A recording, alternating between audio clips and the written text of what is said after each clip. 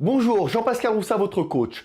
Pour ceux qui ont suivi ma vidéo Variation et débordement, vous connaissez maintenant l'importance de varier votre jeu pour déstabiliser votre adversaire et l'empêcher d'anticiper sur votre prochaine frappe.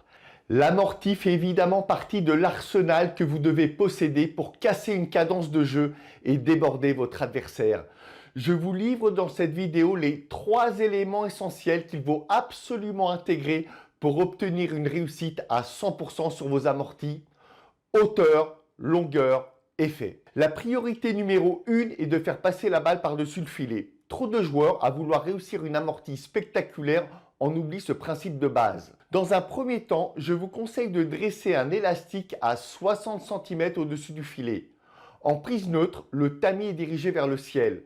Situez-vous à hauteur du carré de service, votre partenaire vous envoie des balles. L'objectif est de remettre toutes les balles par-dessus le filet en donnant peu de longueur, même si la distance n'est absolument pas le focus sur cet exercice.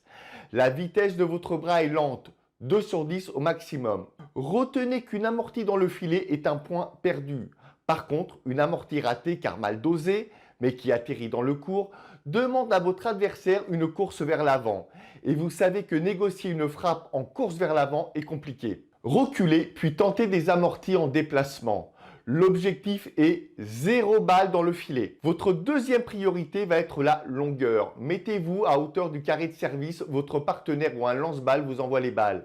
Placez un plot dans chaque carré de service à 1,50 m du filet. Vous devez, toujours en ayant en mémoire l'exercice précédent, tenter de raccourcir la distance sans pour autant prendre un risque démesuré. Alternez revers puis coup droit. Reculez progressivement pour être à l'aise dans n'importe quelle position sur le court. À cette étape, ne cherchez pas à mettre trop d'effets. L'objectif est d'éviter la balle dans le filet et de raccourcir la distance. N'oubliez pas le sens des priorités. 1. La hauteur. 2. La distance.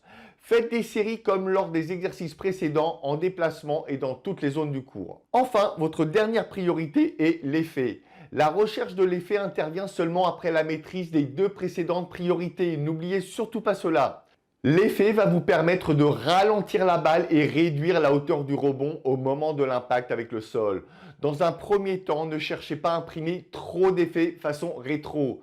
Donner de l'effet exige que la vitesse du bras soit plus élevée, donc le risque d'erreur augmente également. Plus la confiance sera importante, plus vous pourrez imprégner un effet slicé. Le point d'impact est sous la sphère inférieure de la balle. Je vous rappelle une dernière fois les 3 priorités.